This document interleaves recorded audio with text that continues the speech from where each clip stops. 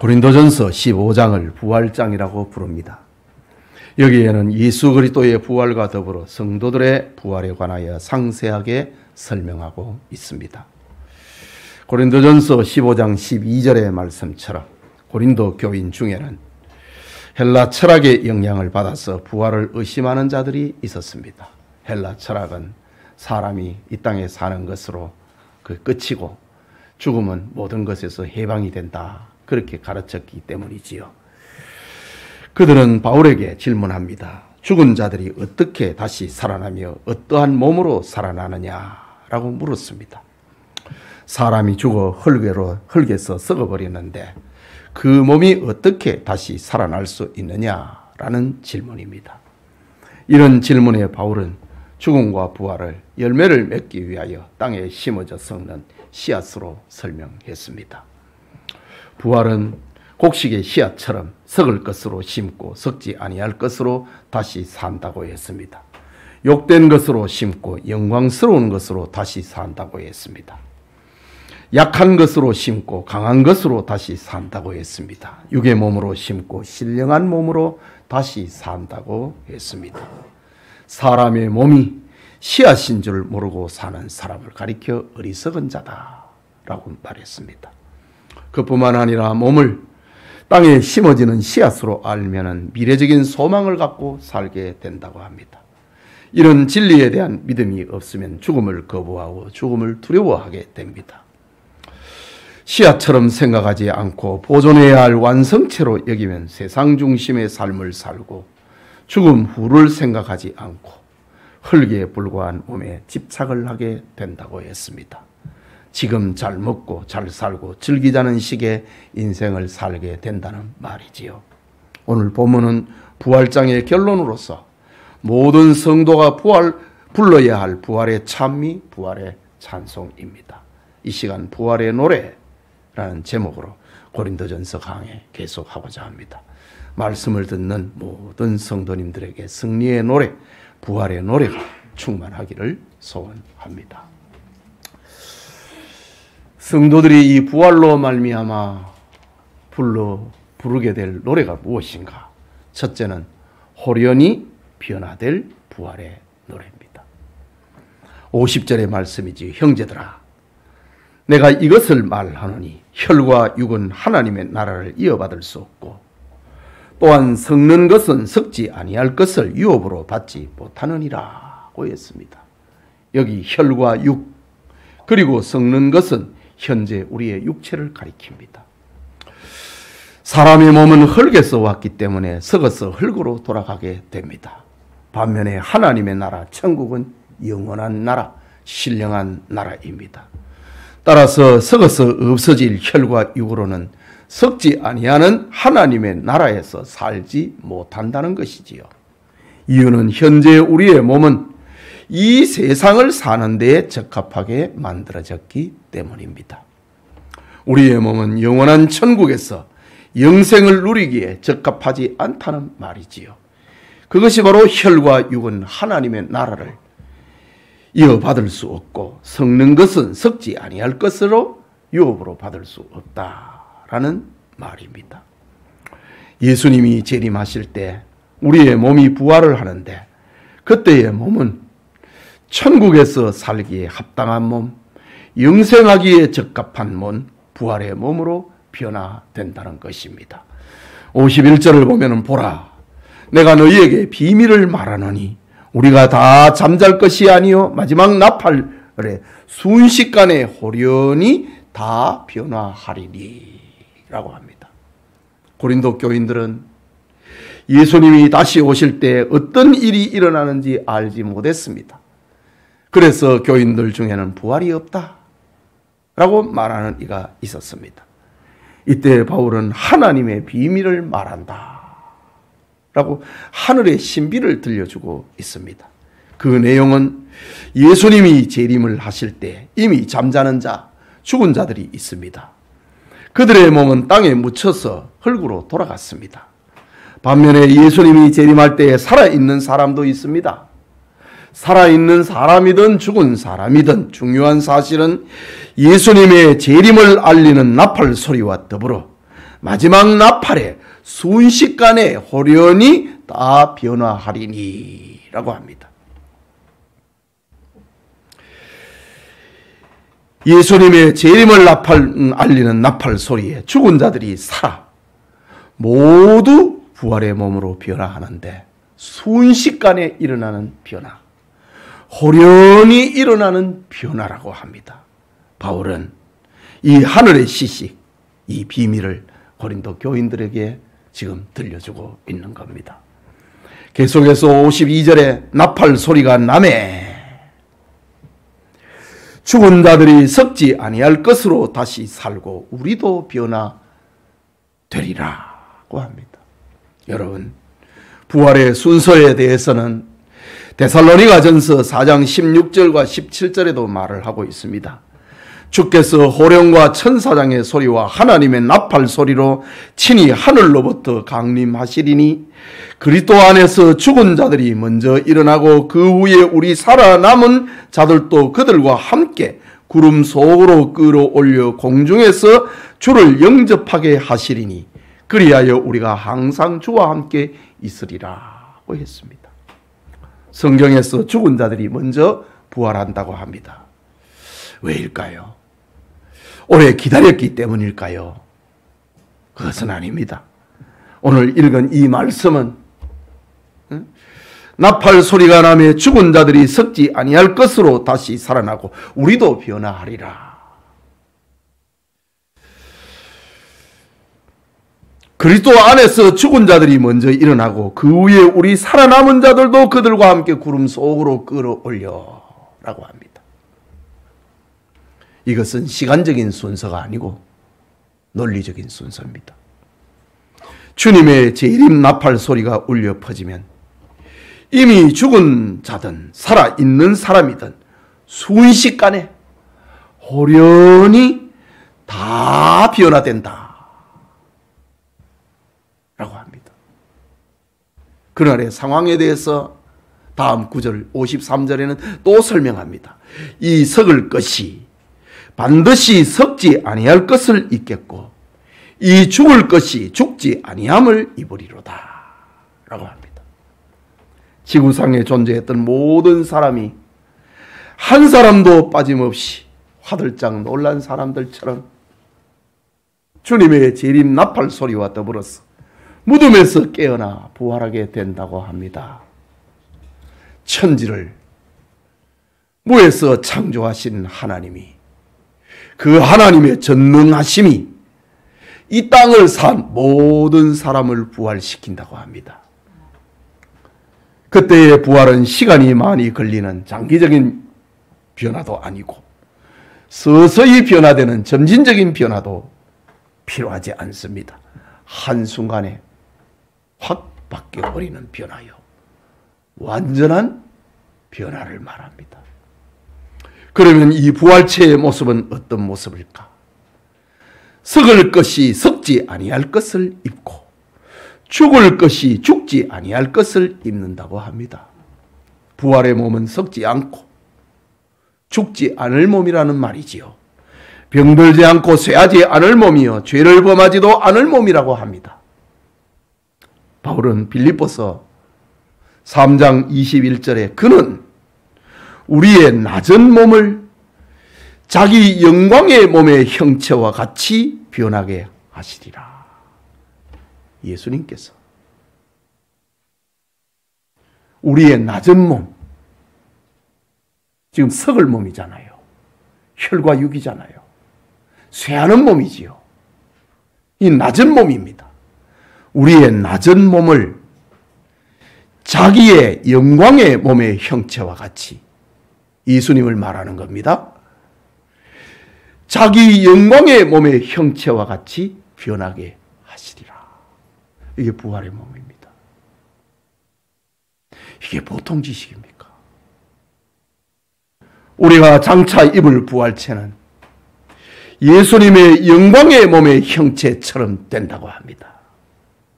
이것이 하늘의 신령한 비밀입니다. 바울이 알려주고 있는 이 부활의 노래가 우리 모두의 노래가 되심을 믿으시기 바랍니다. 둘째는 사망을 이긴 부활의 노래입니다. 54절에 이 썩을 것이 썩지 아니함을 입고 이 죽을 것이 죽지 아니함을 입을 때에는 사망을 삼키고 이기리라고 기록된 말씀이 이루어지리라. 이사야 25장 8절의 예언에 사망을 영원히 멸하실 것이라 주 여호와께서 모든 얼굴에서 눈물을 씻기시며 자기 백성의 수치를 온 천하에서 제하시리라. 여호와께서 이같이 말씀하셨느니라. 이 예언의 성취입니다. 썩을 것이 썩지 아니할 몸을 입는다. 죽을 것이 죽지 아니함을 입는다. 이때에는 사망을 삼켜버린다. 사망을 이긴다 라고 합니다. 지금 우리는 사망을 이길 수 있습니까? 우리는 사망을 삼킬 수 있습니까? 아니지요. 도리어 사망이 우리를 삼키고 사망이 우리를 이깁니다. 그러나 부활의 몸을 입을 때에는 그 몸이 사망을 삼켜버린다. 사망을 이겨버린다 라고 합니다.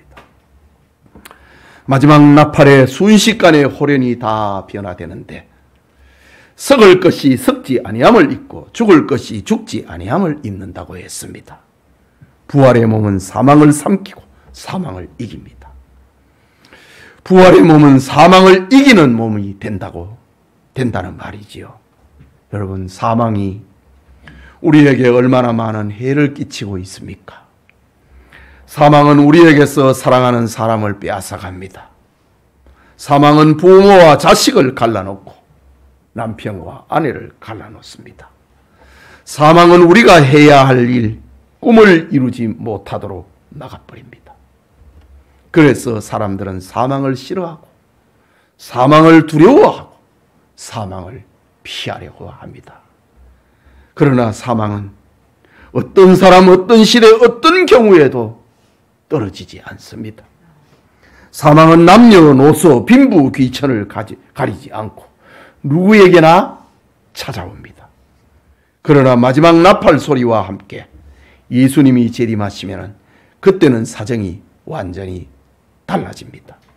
그때 우리의 몸은 변화하여서 부활의 몸을 입게 될 터인데 부활의 몸은 썩지도 않고 죽지도 않는다 라고 합니다.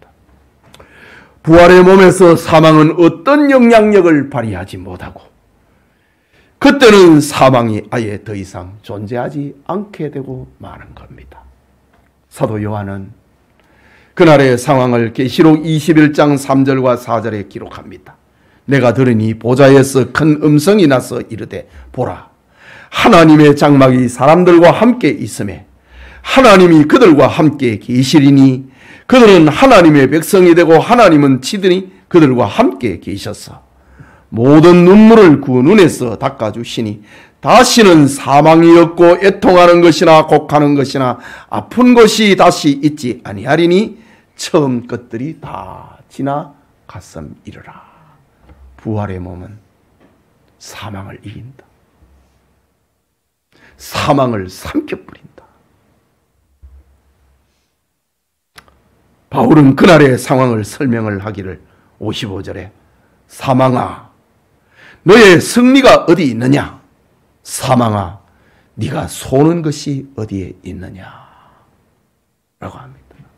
이 말은 비웃는 말입니다. 우리가 부활의 몸을 입을 때에 사망을 비웃는다. 이 세상에 살 때는 사망의 지배를 받고 살았는데 예수님이 재림하실 때 입게 될 우리의 부활의 몸은 사망을 향하여서 오히려 비웃는다. 사망아 너의 승리가 어디에 있으며 사망아 네가 쏘는 것이 어디에 있느냐. 우리는 이런 몸을 입게 됩니다. 세상에서 우리가 살 때의 사망은 우리를 이기기도 하고 우리를 쏘기도 했습니다. 그러나 우리가 부활의 몸을 입을 때에는 사망이 우리를 이기거나 두렵게 하거나 더 이상 아프게 할 수도 없습니다. 여기 쏜다 라는 이 말은 이 사망의 그 실체에 대해서 우리에게 알려주는 아주 키가 되는 그런 말씀입니다. 쏜다 라는 헬라말 켄트론이라는 말인데, 이 말은 벌이 쏘는 침과 같은 겁니다. 즉 사망은 쏘는 침과 같습니다. 그러나 이 사망은 예수님 안에 있는 성도들을 더 이상 쏘지 못합니다. 왜냐하면 사망은 이미 십자가에 달리신 예수님을 쏘아버렸기 때문입니다. 여러분, 침을 쏘아버린 벌을 생각을 해보십시오. 침을 쏜 벌은 당분간 날아다닐 수 있습니다. 그러나 그 벌은 더 이상 위협적인 존재가 아닙니다. 침이 없습니다. 사망의 침은 이미 십자가에서 예수님을 쏘아버렸기 때문입니다. 그러므로 사망은 더 이상 성도들에게 위협이 되지 못한다고 합니다. 그 이유를 다음 절에 또 설명을 합니다. 56절에 사망이 쏘는 것은 죄요 죄의 권능은 율법이라고 했습니다. 이게 무슨 말입니까? 사망이 쏘는 것은 죄라고 합니다. 사망이 쏘는 침은 죄라고 합니다. 즉 사람에게 죄가 있으면은 사망은 그 힘을, 침은 그 힘을 발휘를 합니다.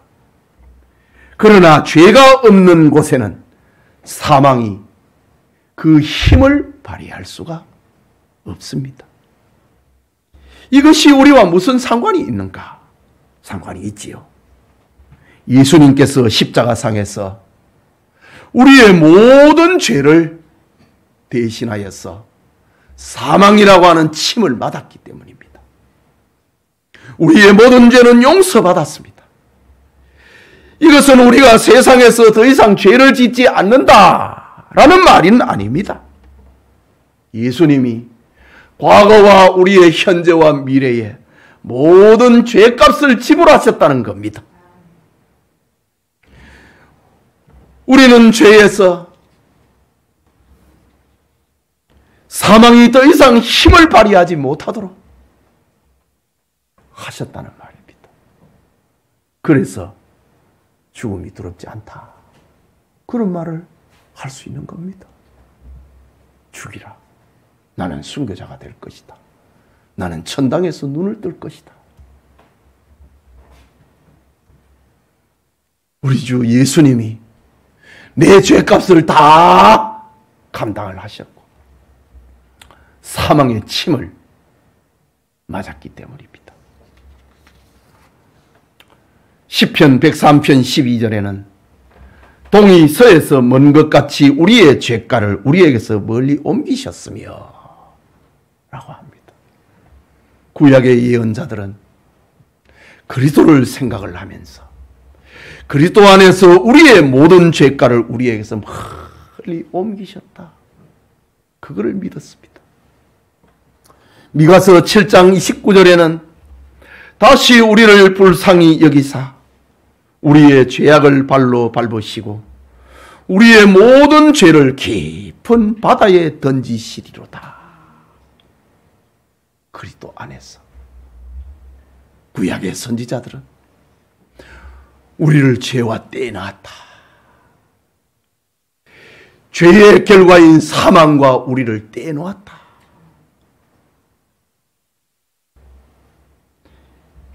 이처럼 그리스도 안에 있는 우리에게는 사망이 더 이상 효력을 발휘하지 못한다.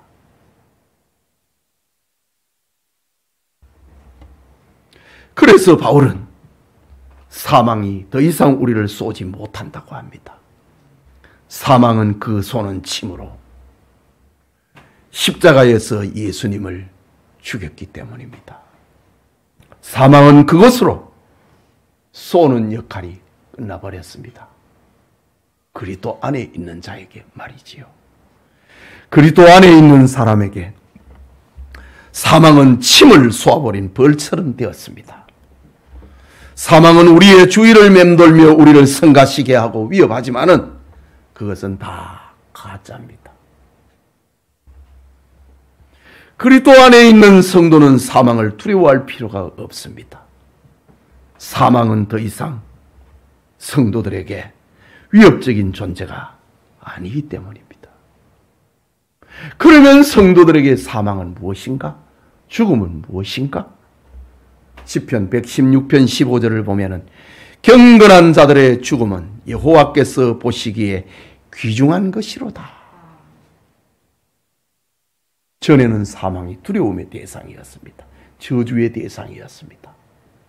그러나 그리스도 안에 있는 자, 경건한 자들의 죽음은 여호와께서 보시기에 귀중한 것이로다 라고 합니다.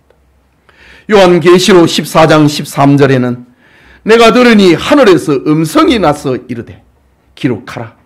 지금 이후로 주 안에서 죽는 자들은 복이 있도다 하시매 성령이 이르시되 그러하다. 그들이 수고를 거치고 쉬리니 이는 그들의 행한 일이 따름이라 하시더라 했습니다. 즉 사망은 그리스도 안에 있는 성도들을 하나님이 우리를 하나님에게로 부르시는 통로라고 합니다. 두려움의 대상이 아니고 이제 하나님 앞에 간다. 하나님에게로 가는 통로다 이거죠. 이게 성도들에게 있는 죽음입니다. 성도는 사망이라고 하는 문을 통하여서 하나님께로 갑니다. 사망을 통하여서 성도는 주 안에서 안식을 누리고 상급을 받게 됩니다. 그래서 바울은 성도들의 죽음에 대하여서 소망이 없는 사람들처럼 슬퍼하지 말라 권면했던 겁니다. 데살로니가전서 4장 13절의 말씀이지요. 성도의 죽음은 귀중히 본다. 주 안에서 죽는 자는 복이 있다. 하나님 만나러 갔다 이거죠. 주 안에서 안식하고 행한 일이 따라온다. 상급이 있다. 그러니 죽음 앞에서 소망이 없는 자들, 불신자들고 하는 말입니다. 불신자들은 죽음에 대해서는 소망이 없습니다. 신자들은 죽는다. 그럼 천당 간다고 하는 소망이 있는데 불신자들은 소망이 없어요. 그래서 바울은 데살로니가 교인들에게 죽음에 대하여서 소망이 없는 사람들처럼 슬퍼하지 말라 라고 말하는 겁니다. 더 좋은 데 갔다 이거죠. 하나님 만나러 갔다 이거지요. 그러나 그리스도 밖에 있는 자들에게는 문제가 다릅니다. 그들에게 사망은 실체적인 문제가 됩니다. 그들의 죄는 용서받지 못했기 때문에 그들에게는 모든 죄가 그대로 남아 있습니다. 그들은 용서받지 못했기 때문에 사망이 그들을 쏘아서 지옥으로 던져놨습니다. 계시록 20장 12절에서 15절에 책들에 기록된 대로 심판을 받으니 바다가 그 가운데 죽은 자들을 내주고 사망과 음부도 그 가운데서 죽은 자들을 내주매 각 사람이 자기의 행위대로 심판을 받고 사망과 음부도 불못에 던져지니 이것은 둘째 사망 곧 불못이라. 누구든지 생명책에 기록된지 못한 자는 불못에 던져지리라. 하늘과 땅의 차이입니다. 우리는 사망을 이기는 부활의 몸을 가졌다. 우리의 죄를 예수님이 다 용서하셨기 때문에 우리는 이 땅에서 우리의 죄 때문에 눈물 흘리고 회개하고 고난당합니다. 그러나 불신자들은 죄를 즐겼습니다. 지금도 즐기고 살지요. 행한 대로 심판을 받는다고 합니다. 불못에 던져진다고 합니다. 이 얼마나 무서운 일입니까? 56절을 다시 봅니다. 마지막에 죄의 권능은 율법이라고 했습니다. 56절에 사망이 쏘는 것은 죄요. 사망은 죄 문제를 해결하지 않는 사람만 쏜다 이거지요. 사망이 쏘는 것은 죄라고 합니다. 죄 문제를 해결받은 사람은 사망이 두렵지가 않은 거예요. 가짜니까. 사망이 쏘는 것은 죄라고 했습니다. 죄 있는 사람만 둘째 사망으로 데려간다 이거지요. 첫째 사망은 우리가 몸에서 죽는 것이고 둘째 사망은 불못 지옥입니다. 사망이 쏘는 것은 죄요. 죄 있는 사람만, 아니 죄 용서받지 못한 사람만, 죄 문제를 해결하지 못한 사람만 쏘아가지고 둘째 사망으로 데려간다. 또 56절 후반부에 죄의 권능은 율법이라 라고 합니다. 이 말씀이 무슨 뜻이지? 죄의 권능은 율법이다. 이 말이 뭐지? 다시 표현하면 죄를 깨닫게 하는 권능은 율법에 있다라는 말입니다. 로마서 4장 15절에는 율법이 없는 곳에는 범법도 없느니라. 로마서 5장 13절에는 죄가 율법이 있기 전에도 세상이 있었으나 율법이 없을 때에는 죄를 죄로 여기지 아니하였느니라. 그런데 하나님의 율법이 우리에게 주어졌다 이거지. 그래서 뭐가 죄인지 알게 됐다는 거지요. 예수님이 죄라 함은 저희가 나를 믿지 아니합니다. 예수님은 죄에 대해서 정의를 했습니다. 율법이 하고 있는 그 기능은 사람에게 죄를 알게 해가지고 그 죄를 문제를 어떻게 해결하는가, 그 해결하는 방법이 예수님을 믿는 것이다. 그것이 율법이 가지고 있는 기능입니다. 그런데 죄라 하면 저희가 나를 믿지 아니함이라.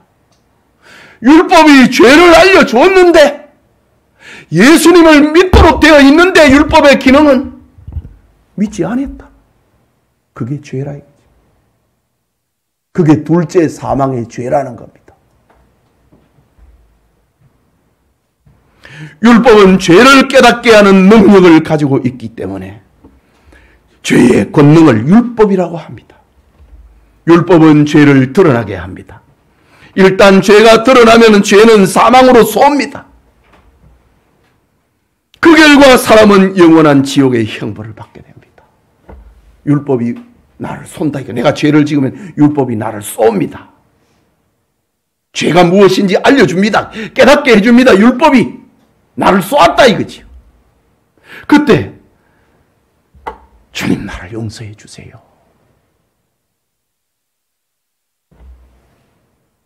내가 죄를 지으면 율법이 나를 쏘옵니다.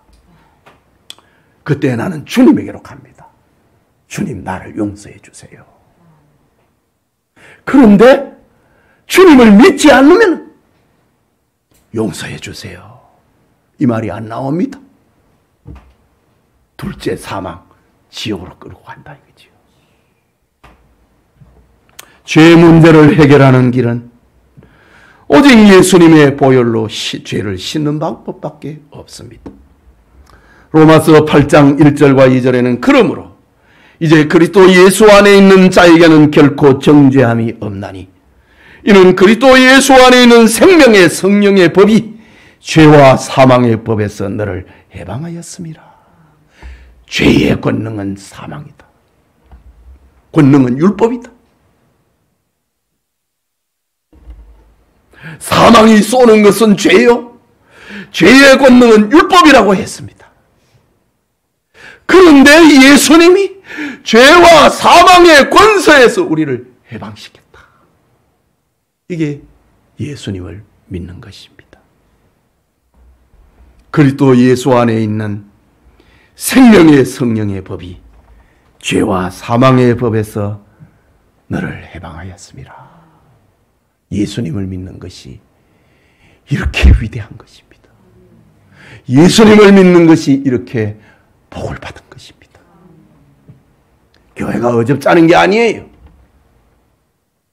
이렇게 위대하고 대단한 것입니다. 그렇기 때문에 그리스도 안에 있는 자들은 율법을 범한다 할지라도 사망이 쏘지를 못합니다.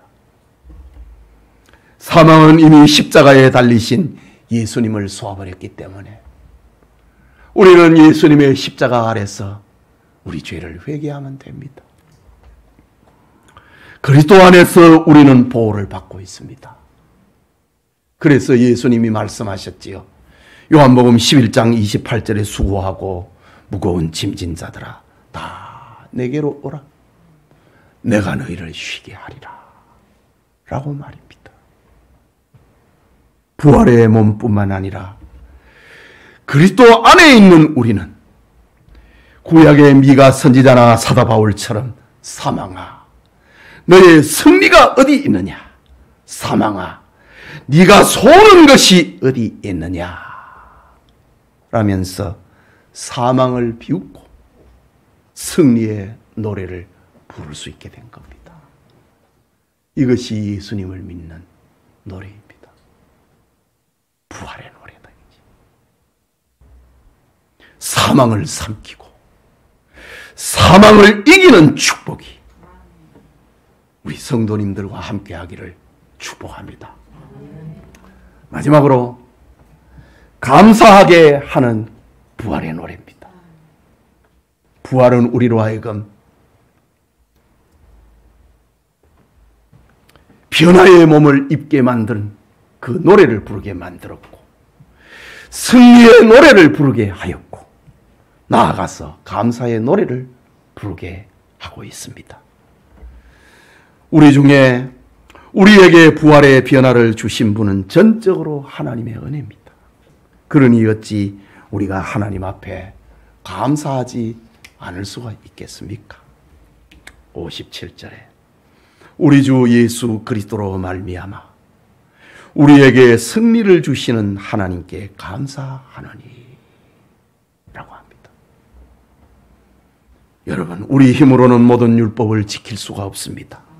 우리의 힘으로는 율법을 범한 모든 죄의 문제를 해결할 길도 없습니다. 우리의 힘으로는 사망이 쏘는 것을 막을 수가 없습니다. 우리를 승리하게 하신 분은 오직 하나님의 은혜입니다. 우리에게 있는 승리의 근원은 오직 하나님의 은혜입니다. 바울은 우리 주 예수 그리스도로 말미암아 우리에게 승리를 주시는 하나님께 감사하노니 부활의 노래를 부르고 있습니다. 예배드리는 성도님, 우리는 세상에서 죄를 짓지 않고 살 수 없습니다. 우리는 율법을 온전히 지킬 수도 없습니다. 그 결과 우리는 죄의 삭신 사망을 받아야 합니다. 그러나 우리의 대속자 예수님이 우리를 대신하여 십자가에 죽으셨습니다. 예수님은 죄 없으신 분입니다. 예수님은 율법을 온전히 성취하셨습니다. 예수님은 자기 몸을 대속의 제물로 드리고 죄의 삭선 사망이라고 하는 하나님의 공의를 만족하게 해드렸습니다. 그리고 예수님은 죽은 자 가운데 부활하심으로 이 사망을 이기셨습니다. 예수님은 이 모든 일을 우리를 위하여 하셨지요. 내가 온 것은 양으로 생명을 얻게 하고 더 풍성히 얻게 하려는 것이니라. 나는 선한 목자라. 선한 목자는 양들을 위하여 목숨을 버리거니와. 예수님은 선한 목자로 우리를 위하여 목숨을 버리기 위하여 이 땅에 오셨다고 합니다. 우리로 하여금 생명을 얻게 하고 더 풍성하게 하기 위해서 예수님이 이 땅에 오셨습니다. 하나님은 우리 주 예수 그리스도를 통하여서 우리에게 사망을 이기게 하셨습니다. 아니, 사망의 값을 다 담당하셨습니다. 그러므로 우리는 우리 주 예수 그리스도로 말미암아 우리에게 승리를 주시는 하나님께 감사해야 합니다. 여기에 사용된 동사 주시는, 우리에게 승리를 주시는 하나님께 감사하노니, 승리를 주시는 하나님, 그리스도로 말미암아 우리에게 승리를 주시는 하나님, 이 주신다. 현재 분사형을 쓰고 있습니다. 진행형입니다. 계속해서 현재 분사형은 가만히 있는 게 아니고 끊임없이 움직이는 겁니다. 예수님의 대속의 은혜는 골고다 언덕에서 시작이 됐습니다. 그러나 그 영향력은 지금도 계속되고 있습니다. 그걸 표현하고 있는 것이 주시는 분사형을 쓰고 있습니다. 현재 분사형입니다. 그 결과 우리는 믿음 안에서 승리를 얻게 된 겁니다. 그리고 부활의 날에는 궁극적으로 완전한 승리를 얻게 될 것입니다. 이것이 그리스도인의 노래입니다. 부활을 주대한 그리스도인의 노래. 우리의 몸은 변화된다. 우리는 사망을 이긴다.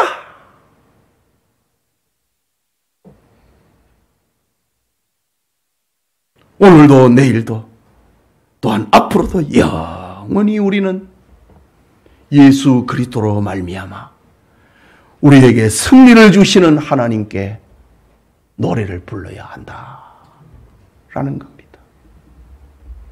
하나님 앞에서 우리가 할 수 있는 것은 감사밖에 없다는 거지요.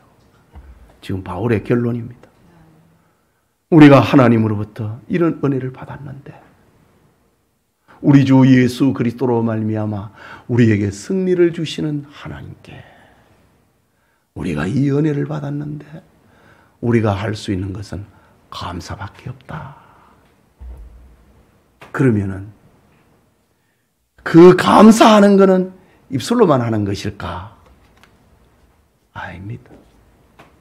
그 감사하는 삶은 무엇일까? 그것이 결론적으로 들려주고 있습니다. 감사하는 삶의 결론을 생각하고 오늘 설교를 마치고자 합니다. 사랑하는 우리 성도님, 부활의 노래의 결론은 58절입니다. 우리 함께 읽겠습니다. 58절. 그러므로 내 사랑하는 자들아 견실하여 흔들리지 말고 항상 주의 일에 더욱 힘쓰는 자들이 되라. 이는 너희의 수고가 주 안에서 헛되지 않은 줄 알미라. 이 부활장 전체의 결론은 그러므로 이 접속사는 위대한 결론을 맺고자 하는 단어입니다. 부활로 인한 변화가 확실해졌습니다. 부활로 인한 승리가 확실해졌습니다. 부활로 인한 감사가 넘치게 되었습니다. 과거와 현재와 미래의 감사이기 때문이지요. 그렇다면 이런 감사의 삶은 어떤 삶이 되어야 되겠는가? 그게 결론입니다. 부활의 노래를 부르는 성도의 마땅한 자세는 두 가지입니다. 첫째는 교리적으로 견실하여 흔들리지 않는 겁니다. 바른 교리, 그 부활의 신앙에서 튼튼히 서야 된다는 말이지요. 그래야 고린도 교인들이 지금 부활이 없다, 죽은 자가 어떻게 살아나느냐, 응? 부활이 없다고 하는 거짓 속임수에서 흔들리지 않을 수 있는 겁니다. 둘째는 실천적으로 주님의 일에 더욱 힘쓰는 자가 되는 겁니다. 우리 교회 주제하고 비슷하지요. 부활의 노래를 부르는 사람. 첫째는 교리적으로 흔들리지 마라. 실천적으로 주님의 일에 더욱 힘쓰는 자들이 되라. 여러분, 우리는 교리적으로 견실하여 흔들리지 말아야 됩니다. 실천적으로는 항상 주의 일에 더욱 힘써야 됩니다. 이유는 우리는 부활의 노래를 가졌기 때문입니다. 그뿐만이 아닙니다. 58절 마지막에 너희 수고가 주 안에서 헛되지 않은 줄 알미라. 받은 것만 해도 감사하고 주의 일에 힘쓰는 것도 감사한데 주의 일에 더욱 힘쓰는 자에게는 상을 주신다 약속하고 있습니다. 너희 수고가 주 안에서 헛되지 않은 줄 알미라. 요한계시록 22장 12절에는 보라, 내가 속히 오리니 내가 줄 상이 내게 있어 각 사람에게 그가 행한 대로 갚아주리라 약속하고 있습니다. 여러분, 우리의 수고는 주 안에서 헛되지 않습니다. 예수님이 우리에게 상을 주시며 우리의 행한 대로 갚아주신다고 합니다. 그러므로 더 열심히 힘을 써서 기도하고 더 열심히 전도하고 우리의 보물을 하늘에 쌓아야 됩니다. 썩어질 육신을 위한 일보다 주님의 위한 일에 더 힘써야 하는 것입니다. 부활의 노래를 부르는 자가 해야 할 일입니다. 여러분, 부활의 믿음은 삶에서 드러나게 되어 있습니다. 성경을 바르게 안다고 해서 믿음이 아니지요. 바르게 아는 그 알미 삶이 되어서 우리에게 보여질 때 비로소 믿음이 증거되는 겁니다. 안다 하지 말고 아는 것으로 나를 다스리고 아는 것으로 행함으로 나타내는 성도님이 되시길 바랍니다. 그 행함은 썩을 것에 관심을 두지 않고 썩지 아니할 것을 귀하게 여기는 것입니다. 예수님이 성찬을 제정하면서 제자들에게 하시는 말씀, 썩는 양식을 위하여 일하지 말고 썩지 아니한 것을 위하여 일하라. 바로 같은 맥락에서 지금 들려주는 말입니다. 성도님, 마지막 날에 될 일을 미리 알았으면 현재의 생활에 문제가 없습니다. 끝을 알고 있다 이거지요. 끝에 가서 반드시 잘 될 일을 분명히 붙잡고 소망하면 지금 나의 모습에 대해서 절망할 일이 없습니다. 최후의 순간에 승리할 것을 확신한다면 주의 나라와 의를 위하여서 현재 섬기는 일에 피곤하다, 고단하다, 어려울 이유가 없습니다. 부활의 노래를 가지고 있기 때문입니다. 우리에게는 부활로 인한 영광스러운 변화의 미래가 있습니다. 주님의 몸처럼 영광스러운 몸으로 변화되리라. 변화의 소망을 가지고 있습니다. 우리에게는 부활로 인한 확실한 승리가 있습니다. 우리에게는 부활로 인한 넘치는 감사가 있습니다. 그러므로 견실하여 흔들리지 말고 항상 주의 일에 더욱 힘쓰는 자들이 됩시다. 이 축복이 예배드리는 영천의 모든 성도님들에게 함께하기를 축복합니다. 우리 기도합시다. 말씀을 생각하고 나는 부활의 노래를 가지고 있는가? 부활의 노래를 부르고 있는가? 영광스러운 주님의 형상처럼 우리는 변할 것이다. 미래의 소망입니다. 우리는 사망을 이기고 사망을 삼키는 승리의 부활을 우리는 가지고 있습니다. 우리는 예수 그리스도로 말미암아 우리에게 주시는, 항상 주시는 저 골고다에서 십자가에 피 흘려 죽으신 그 은혜가 지금도 우리에게 효력을 발휘하고 있다는 그 감사 속에서 살고 있습니다. 이런 부활의 노래를 가진 자 견실하여 흔들리지 말고 항상 주의 일에 더욱 힘쓰는 자들이 되라. 기도합시다. 자비하신 하나님 아버지, 은혜를 감사합니다. 세상에 줄 수 없는 신령한 은혜, 신령한 지식, 영원한 소망, 영원한 지식을 우리에게 들려주시니 하나님 감사합니다. 믿음 없는 자가 되지 말고 믿는 자가 되게 하옵소서. 견실하여 흔들리지 말게 하여 주시옵소서. 항상 주의 일에 더욱 힘쓰는 자들, 어제보다 오늘, 오늘보다는 내일 더 주님 앞에 힘쓰는 자들이 되게 하여 주시옵소서. 이유는 부활의 노래는 이렇게 엄청나기 때문에, 부활의 노래는 우리에게 얼마나 큰 축복을 가져다주고 있기 때문에 날마다 우리로 하여금 주를 섬기라고 하십니다. 아니, 죽도록 충성하라고 말씀하십니다. 부활의 노래가 있기 때문입니다. 하나님, 우리는 끝을 알고 사는 사람입니다. 오늘 좀 불편하고 돈이 없고 몸에 병이 들고 가정적으로 우환이 있다 할지라도 실망하지 말게 하시고 소망 가운데 살게 하여 주시옵소서.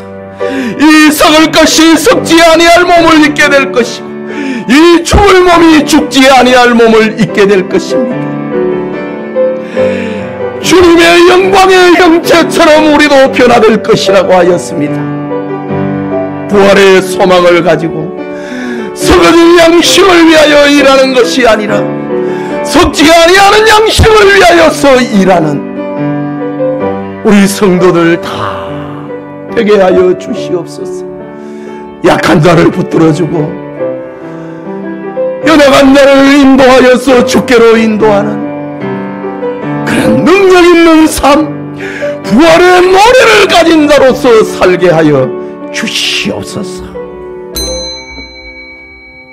하나님, 주님의 은혜 오늘도 감사합니다. 고린도전서의 말씀을 통하여서 풍성한 은혜를 우리에게 부어주시고 우리가 알지 못했던 하늘의 신령한 비밀을 공개하여서 우리의 가슴에 담아주시니 감사합니다.